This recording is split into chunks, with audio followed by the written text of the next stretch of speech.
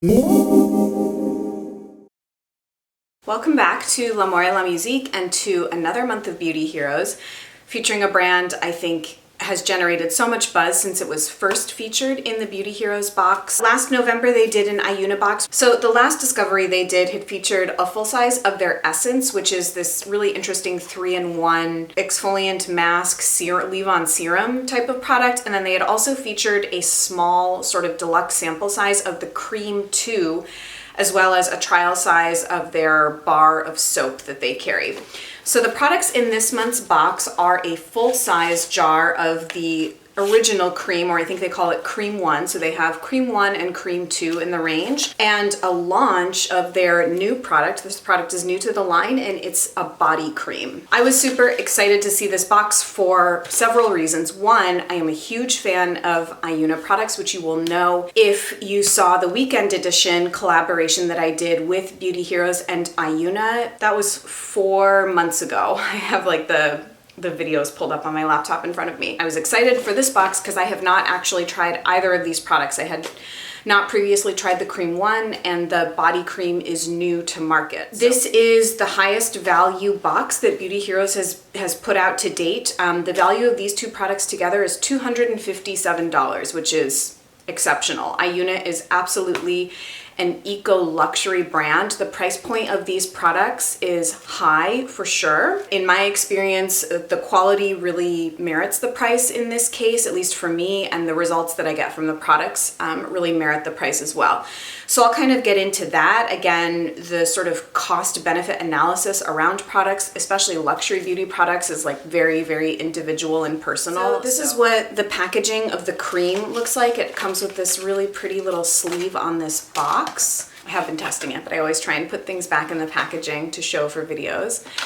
I love everything about the aesthetic of this brand. It's very minimal. I don't want to delve too much, I guess, into the background of Ayuna and kind of their backstory, because I did a lot of that in my review last year. But just briefly, it's founded by two women who both live in Spain. They're Spanish, Begonia and Isabel. Begonia has a history as, I believe, a spa director, working in spas, esthetician, skincare educator. Isabel is a master formulator, and I believe she's a biochemist, and is sort of the formulation side of this duo. The tagline of Ayuna is "Less is beauty," as we're awash in so many products and lines that are sort of more maximalist in approach, like very similar to, I feel like when K-beauty got on the scene, for example, these routines where you were doing like 7, 8, 9, 10 steps in a skincare routine, that's become very popular in recent years. I would say just recently I've noticed a shift back towards more minimal routines and certain ranges that are really targeted or have the perspective of wanting to be more minimal. They premise the development and formulation of the products on an approach called skin fasting, topical fasting. Skin fasting they define as the practice of feeding the skin only what it needs, essentially starving it of toxins, inflammatory causing agents, and overstimulation. So sorry, I think I was referring to this as Cream 1, which is what it is in my head, but they refer to it as Cream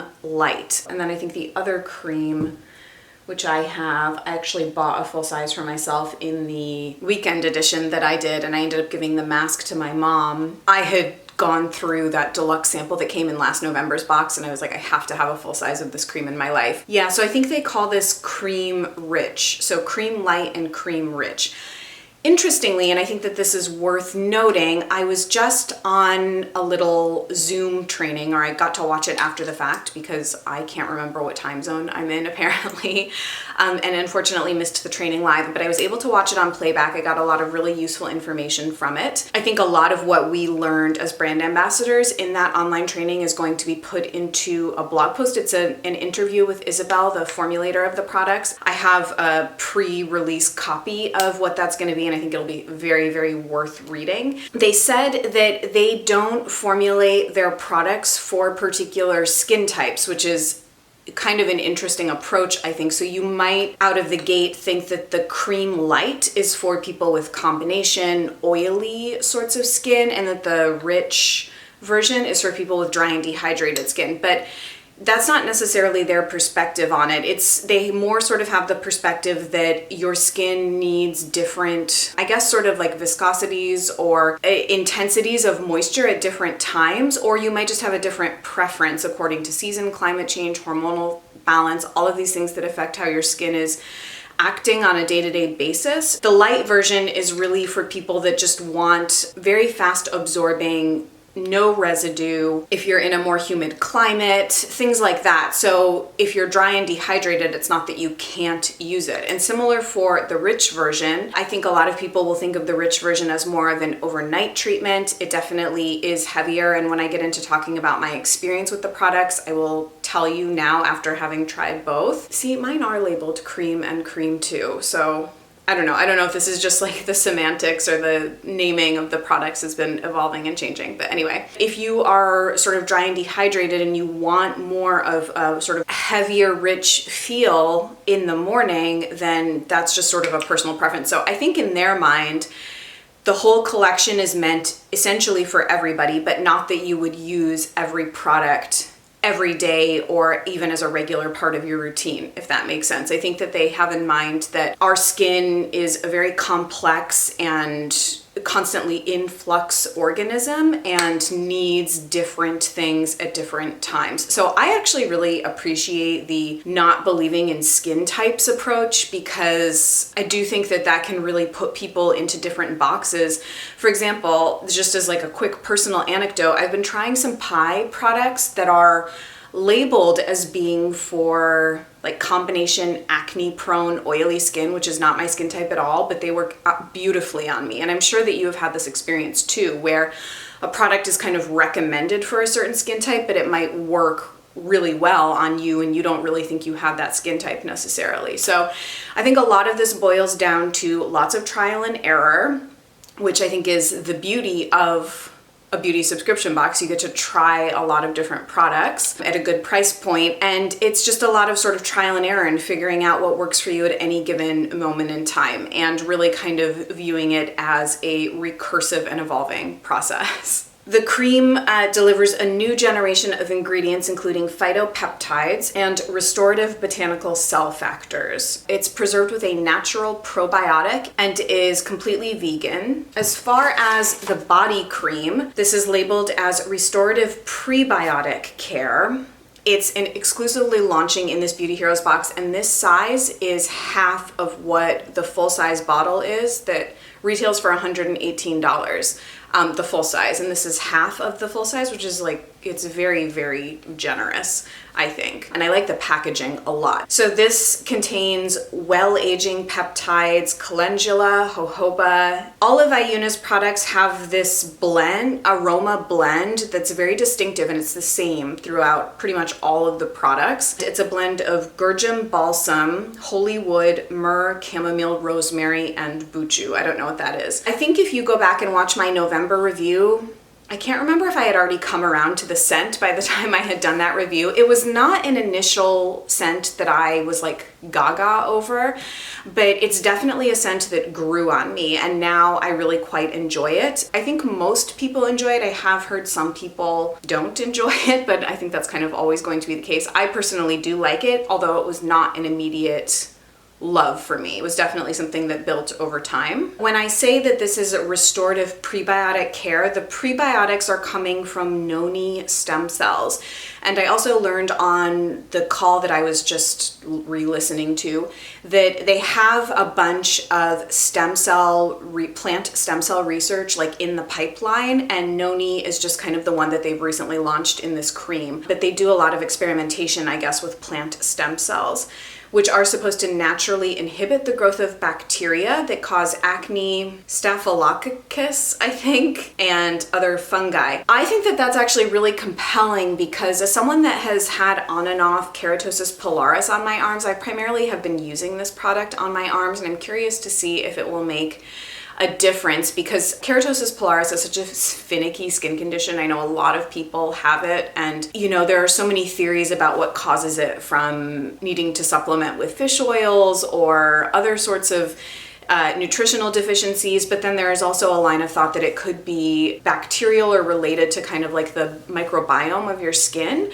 So I think a product like this is compelling in that department to at least try. If you go ahead and read the interview with Isabel and you are into kind of the science behind prebiotics and probiotics in skincare, I think that that'll be a really interesting read for you. I wasn't catching all of the specifics on the call that I just heard. I guess the selling point for having prebiotics in a skincare product, or why it's so effective, is that the cells of your skin, kind of like the good bacteria and the bad bacteria, are in constant communication with each other in a process called quorum sensing. The process behind formulating these products is essentially tapping into that cellular communication process.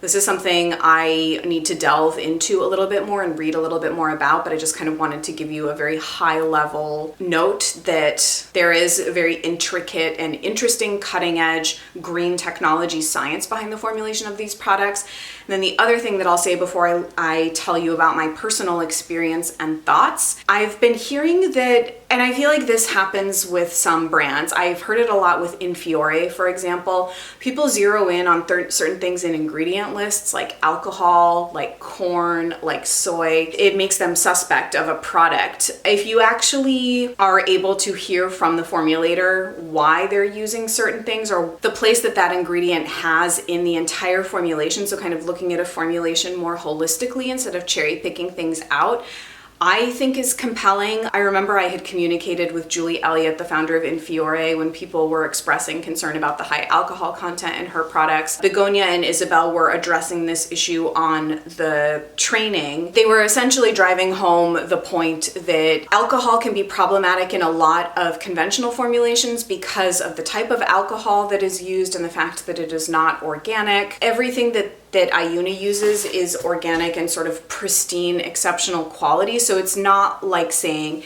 alcohol in these products is the same as alcohol in other products. I think people are primarily concerned that alcohol in an ingredient list will make the product be drying on the skin, but I don't think it's really that cut and dry from what I've learned, or even I guess like what I've experienced. I don't experience any of these products to be drying on the skin. As far as corn and soy, they do have a justification for using them, but they are also responsive to the fact that soy is something consumers really, at least green beauty consumers, really don't want to see in their skincare. I think that they are thinking about redesigning the formulations perhaps around that. You know, there are some very common ingredients in skincare that a lot of people like to avoid. Corn, soy, coconut, gluten might be another one. So there's just ingredients that people are either have overt allergies to or just uncomfortable using, kind of as a catch-all. That's kind of the extent of what I can speak to about that for now. Okay, let's talk about how I have been enjoying these products. So it's probably easiest for me to talk about the original cream as it relates to the rich version of the cream, which I've been using since November. So I'll just show you kind of how they look a little bit different. Okay, so also keep note, this is the rich version, this is the light version that just came in the box. There's a little bit of separation in my rich version. I don't know if anyone else has experienced this. It's something I should email Jeannie and Isabel and Begonia about. This is the one that I bought 4 months ago. And I'm not sure really why there has been that little bit of oil separation. It doesn't seem to have necessarily affected the product, and I'm sure I could just stir and re-emulsify. I just haven't yet. I will say my personal preference after having tried both of these, and as well as taking into account that it is summer and it has been so hot and unpleasant where I am, and I am so like, I hate hot weather so much. I hate it. I'm so ready for fall. But irrespective of the fact that the climate that I'm in has been hot and unpleasant, I have also been having more dry and dehydrated skin lately. I still prefer the rich version of the cream personally. However, the light version of the cream has been very nice to use in the morning. My morning skincare routine has been splashing my face with cool water, patting dry, doing a toner, an eye serum type product, a hyaluronic product like Provise, topping with a little bit of this cream. And then I'll go in with like a heavier tinted moisturizer like Suntegrity or Juice Beauty, or the Sappho CC cream or something like that. But this is a very nice sort of interim step between whatever sort of serum or moisture serum step I'm using in the morning and when I start kind of my makeup routine. I consider my tinted moisturizers to be hybrid skincare makeup because that's my SPF step, but I have been enjoying this in the morning. It's not quite rich enough for me to use at night, but that's just kind of my personal preference right now. However, my skin is constantly ebbing and flowing. So I was really excited to get to try it. I think if you have oilier skin or you just prefer a lighter cream, you could certainly layer this at night with face oils or even putting a more occlusive balm type of product over top of it. I guess that kind of gets away a little bit from the idea of skin fasting. Let me see if I kind of compare them side by side, if you can see any sort of difference. So they definitely do look different if I put them on my hand. It's almost like let's see if you'll be able to tell. I can definitely tell in person. Right here is the light version of the cream. You can see it looks a little bit more transparent and sort of watery. And this is the rich version of the cream. To me, at least in person, it looks sort of thicker and heavier, whereas this looks more transparent and watery. So you can see just a difference at the outset, even just on the texture and appearance on the skin like that. In short, both are beautiful. I can see why Beauty Heroes included the light version of the cream in the box because I think that they like to do things that are sort of more seasonally appropriate, like include SPFs or lighter sorts of skincare products in the summer months. So as far as the body cream, I've been using this every day after I take a shower, but pretty much only on my arms and décolleté. I really like it. The texture is a dream. It is, if you are someone that bathes or showers in the morning, I think it's amazing because I'll just show you the texture of this quickly. It's much more, it's almost like a blend of the texture of the light cream and the rich cream of the face variety. It absorbs into the skin so quickly. Like you could literally put clothing on right away after you put this on your body.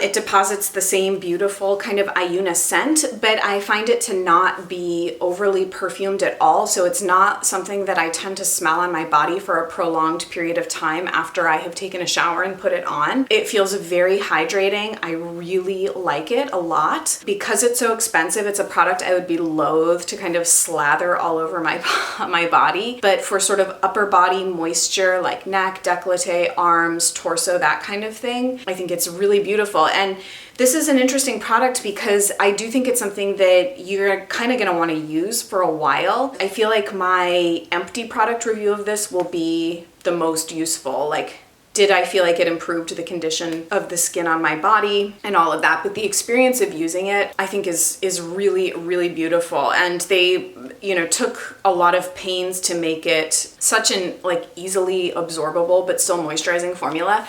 I think the thing too, and I know I drove this point home in the review I did in November of them, they are such ingredient purists and like fanatics in a good way.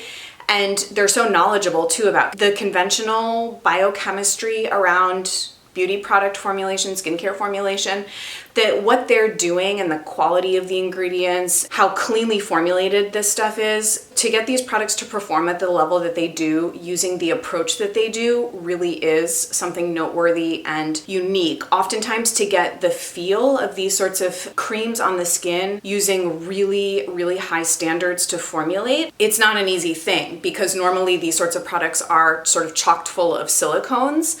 And that's how you get kind of the texture and the moisture retention capacities and like parabens and things like that. You have to use those ingredients. So to really set out to replicate the experience of conventional high-end luxury beauty products in a completely different formulation approach, I really can't state enough how innovative I think what they are doing is. Yeah, it's a brand I totally love. I think that those are my thoughts. I know that this discovery, I've already heard from so many of you, brought a lot of people back to resubscribing to Beauty Heroes.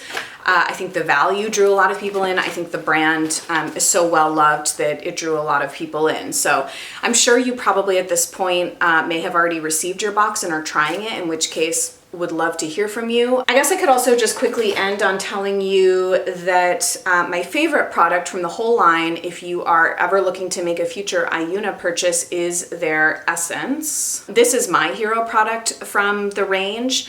If I could only pick one thing, it would probably be the Essence. I see why that this was the first hero product they chose, but it was such a hit that Beauty Heroes wanted to do another discovery with them. And I think that they have also listened to customers' advice who may have missed a really great discovery like Ayuna was last November. And they want to show something else from the brand and give people a chance to experience the brand again if they kind of missed out the first time. I will have everything linked down below for you if you would like to pick up this box, if you would like to shop the rest of Ayuna's collection on the Beauty Heroes website. This was August box, so I can't tell you how excited I am that the next Beauty Heroes review I will do will be September, which will mean we're like squarely moving into the fall. I can't wait, and that also means that my 2017-2018 retrospective will be right around the corner. That will probably be coming out in October, late October, early November of this fall, so in a couple months, and that will be me reviewing all of the boxes that I received between November 2017 and October 2018. I really enjoy doing those because, as you know, my monthly reviews are sort of just more first impression, sometimes more if I have more experience with the brand. But I hope you found it helpful and interesting either way, and I would just love to hear from you in the comments. A few quick Beauty Heroes announcements. The Sappho Complexion collection, I believe, is still available. The products from that box have really been growing on me. The CC Cream is definitely a July favorite for me. I'm actually wearing the mascara today. I've been playing around with the concealer. There's such good quality, and I'm really liking them. I did a Get Ready With Me featuring those products, which I will have linked everywhere for you to go see. There are a bunch of new things in the Beauty Heroes store, and so instead of going through them all individually, I'm just going to include a screenshot here of everything that's new. Noteworthy things are two new brands I think that they are carrying. One is called Beneath Your Mask and the other is called Ranavat Botanicals. The Love More promotion this month: with every $125 Beauty Heroes purchase, you get a travel size Ursa Major Hop-In Fresh deodorant. I actually have this product. I can't remember where I got it. Oh, I think I ordered it actually, as I did an Ursa Major order because I wanted to try out some of their stuff. That has been my travel deodorant since the winter, and I actually really like it. I think it's very user-friendly. It's not like a thick, pasty type of all-natural deodorant. It's much more sort of like a gel, I guess you could say. It's effective on me as far as odor control, and I like it. So if you're doing some shopping and you would like a travel deodorant, that is an option. Thank you so much for watching. As always, if you would like to support L'Amour et la Musique on Patreon, I just actually this morning before I sat down to film this video posted my July patron exclusive video, which is on the professionalization of blogging, YouTube, social media influencing, and I talked for half an hour about that topic. I did a lot of referencing to the How Eco Beauty Has Changed video I did a couple of years ago. So it's almost like I consider this video that I just posted on Patreon like the next chapter of my thinking in that realm. I will see you guys in July favorites, and then I also wanted to thank all of you who congratulated me on 10,000 subscribers. It does feel good, I will say. It's a big milestone for me. I know it's still tiny in the realm of YouTube, but I'm really thankful and happy for each and every one of you, because I actually consider engagement to be a much better barometer of at least sort of the happiness or pleasure I derive from doing this. Primarily comes from the engagement I get from like-minded, interesting, thoughtful, smart people. You're amazing, and I will be filming a makeup collection video, which will be up in a couple of weeks. Probably I'm gonna do July favorites, and then I'm gonna do my makeup collection 10K celebration. I think that's it. I feel like I always do this when I'm trying to close out a video. Thank you for being here, and I will see you in my next video really soon.